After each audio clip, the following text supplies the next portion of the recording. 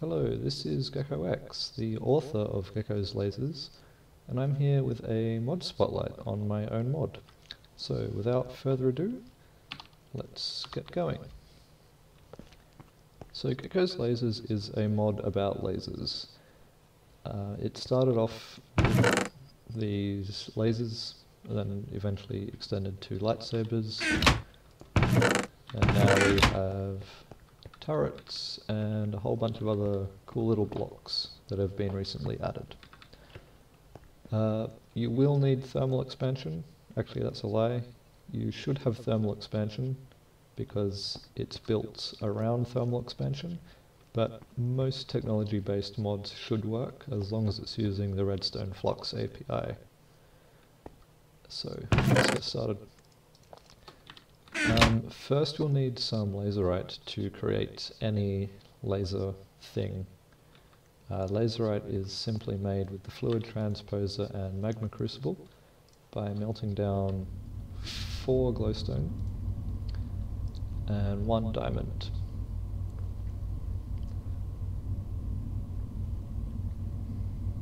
There we go, we have a piece of laserite. Laserite on its own is somewhat useless. We'll just have a look at the uses. We can make a storage block, turret, some of the crystal blocks, a whole bunch of tools, and that's about it there. However, if we smelt it, we will get refined laserite, and refined laserite is used as like a laser focusing device. That's a bit responsible for the color of the laser. Let's just get another piece of laserite.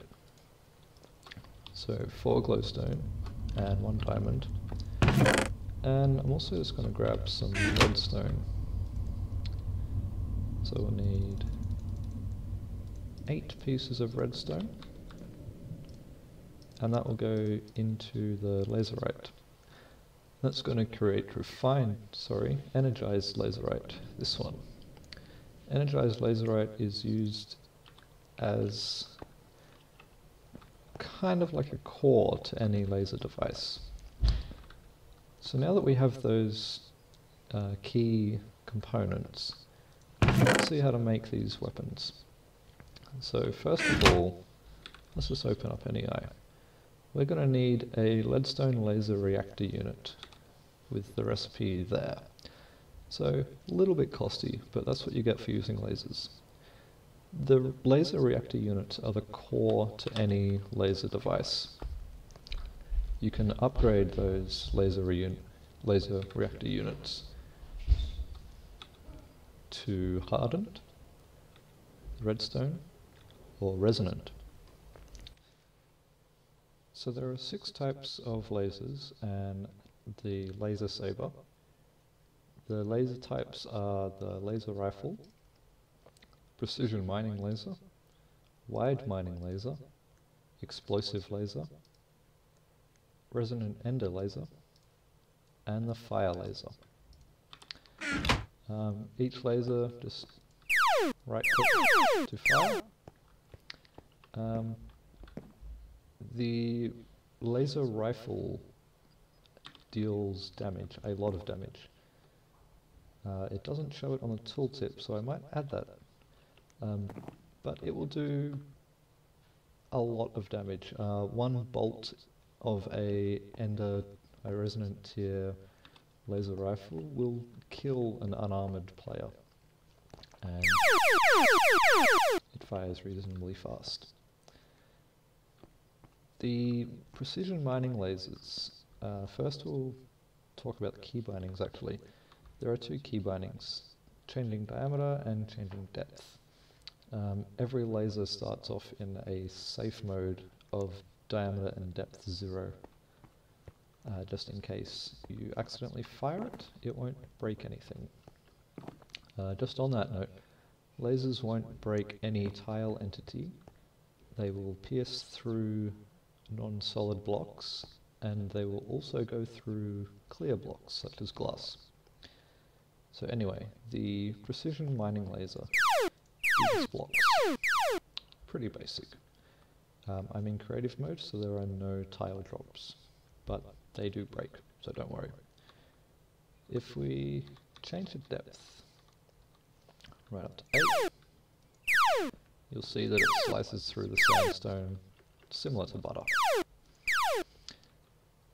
Each tier of laser has a wider area of effect, so the basic leadstone rifles, as you can see, maximum area of effect 1 deep, and the wide mining laser a 3x3 area. Then we go up to the hardened ones, which have depth of 2, diameter of 5. Redstone, depth of 4, diameter of 7, and the top tier resonant has a maximum area 9 wide and 8 deep, as we will see with the wide mining laser. Again, it starts in safe mode. So let's put it all the way up. And yeah, it's a giant hole maker.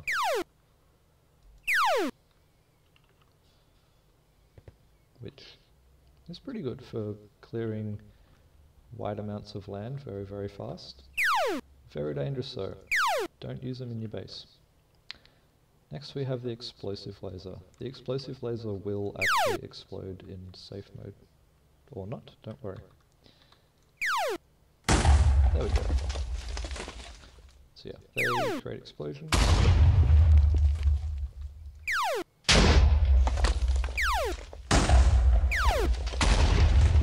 Pretty good for explosions. They're my favourite. Next we have the ender laser.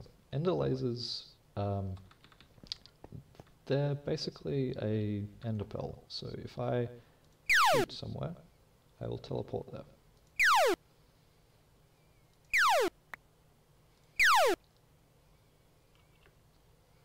Pretty nifty. Next we have the fire laser. These create fire, a lot of fire, very fast. They're great for clearing down forests, so careful with that. Each laser is made basically with the same crafting recipe. So if we have a look at the leadstone laser rifle, the most basic, you'll see that it requires a piece of refined laserite and a casing. We've seen how to get the refined laserite already, but the casing, that's made with the reactor unit that you need. So leadstone tier rifles take the leadstone tier laser unit, and then some ingots around there, and in the top left corner, that is the bit that differentiates each recipe. So there's the bow, or pickaxe, another pickaxe, TNT, ender pearl, or flint and steel. So again, just to reiterate, you create the case, and then combine the case with a coloured piece of laserite to create the gun. Seeing as I have all these cases, I'll demonstrate here. So let's grab a piece of red refined laserite. Refined laserite can be dyed to create it, so it'll come up with a whole heap of recipes here, because any colour can go back to any other colour. So at the crafting table, we'll combine the case with the gem to create the gun. And then, as you can see, the laser colour has changed. So next we need to charge it. And pew! There we go. Next we have turrets. Turrets require a source of power, so in this case I've hooked one up to a creative energy cell. When placed down, it will nominate you as the owner. So here, this is my laser turret. Now, only I can click this confirm button to change these settings. But first of all, let's just grab a few things. So we'll combine a standard leadstone laser rifle. You can take the gem out by just having them in your crafting grid, and there we go. So now this is a pink laser. I won't bother about charging it, because the turrets will charge lasers themselves. So now, anyway, these 4 sliders and 2 buttons, they change the properties of the turret. So the first one here is range. Changing the range slider affects how far this turret can see things. It also affects the amount of RF per tick. So if we knock it right up, it's going to use 405 RF per tick, just sitting there chilling, doing nothing. If I click confirm, it will save that setting.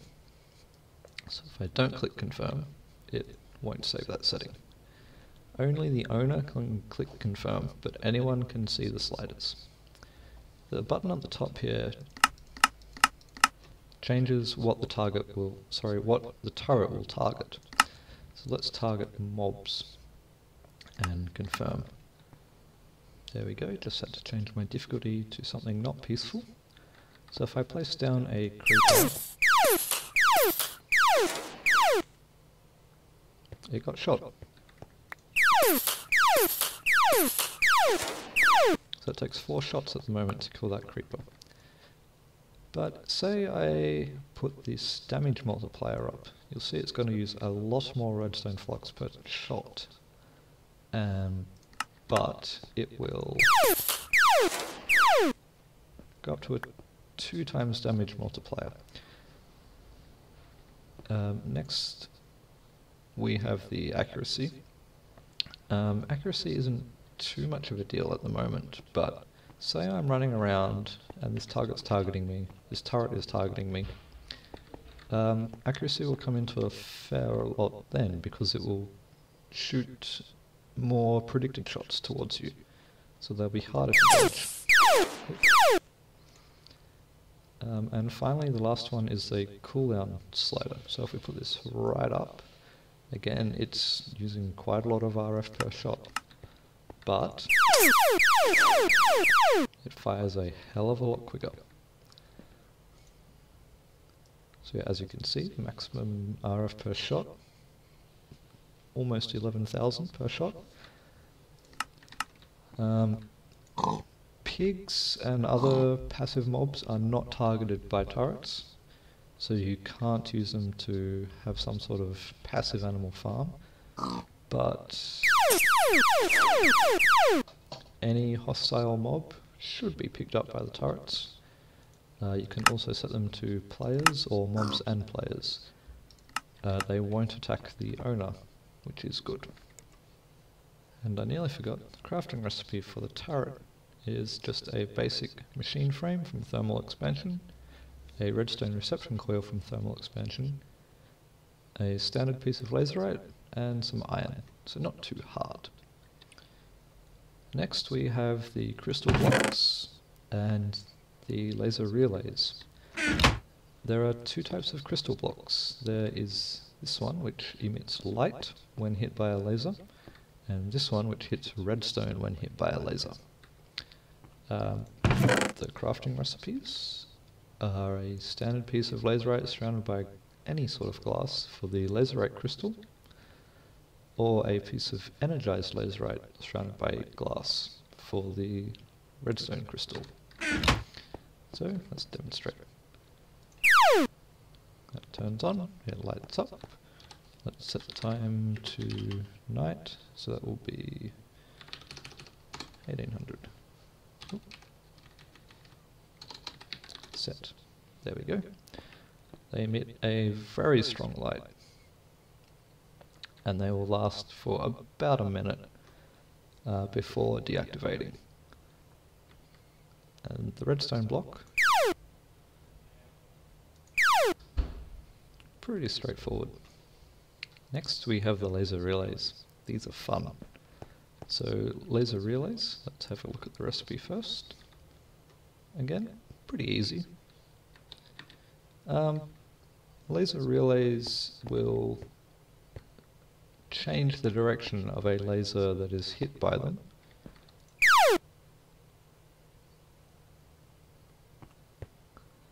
as well as keeping all of the properties of that laser. So the color, the damage it deals, all that sort of stuff. Let's just stop this.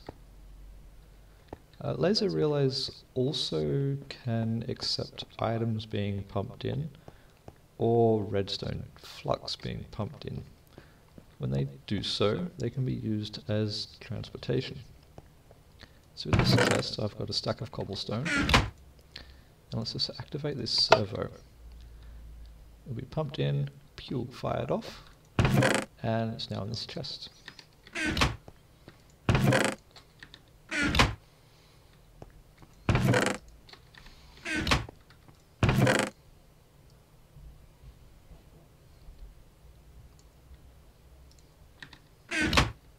So they will fire as fast as they can receive items.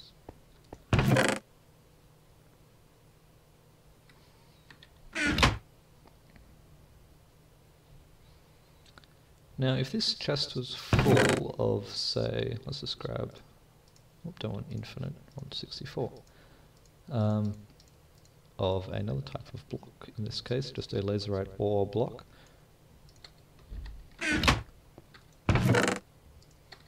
it'll still fire, but the items won't fit in the chest, so they'll just get popped out. I should also mention that laserite ore is not added to WorldGen, but it does exist in case you want to add it yourself. So yeah, they also accept energy. So I have here a full resonant energy cell and an empty resonant energy cell. If I set this to sending, again it'll fire as fast as it receives redstone flux, and it will slowly but surely fill up this energy cell.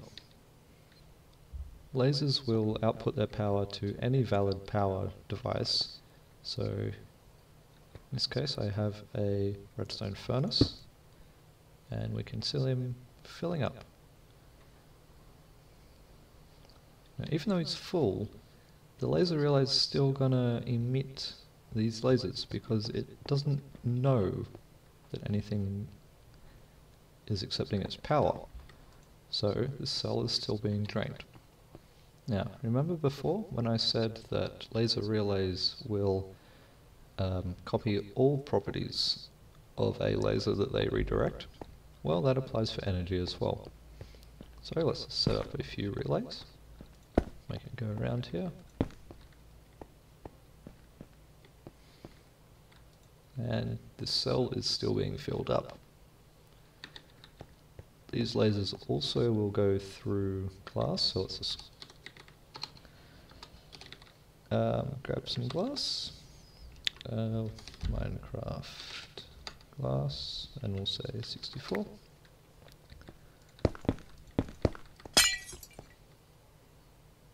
Should note that all lasers will pierce through glass.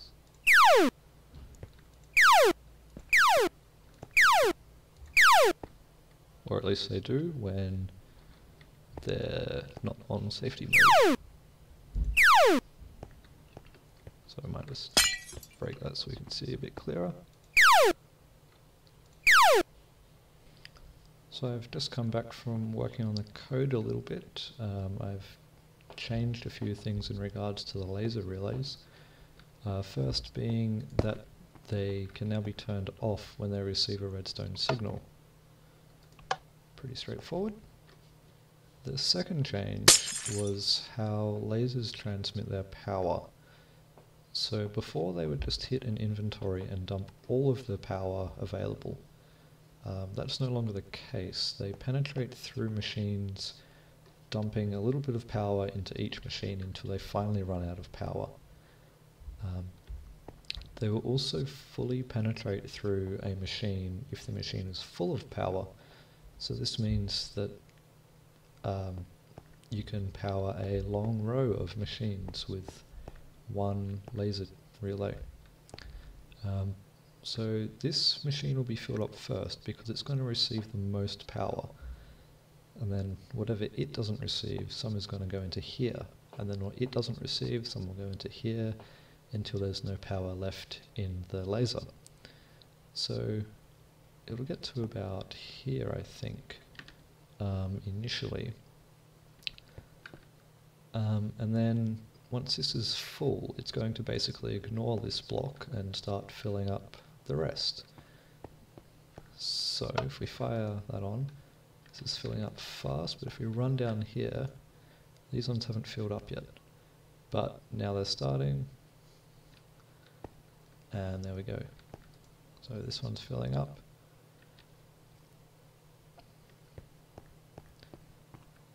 Just thought that was a nice little feature to add. So now you could power a whole row of machines like this, just with basically one device. So that about sums up my mod spotlight on Geko's lasers. If you have any questions, there'll be a few links in the description of this video to places that you can contact me. I'm fairly responsive. Hope you enjoyed. If you did enjoy, give the mod a download, have a play around with it, see what you can come up with these laser relays. Thanks for watching.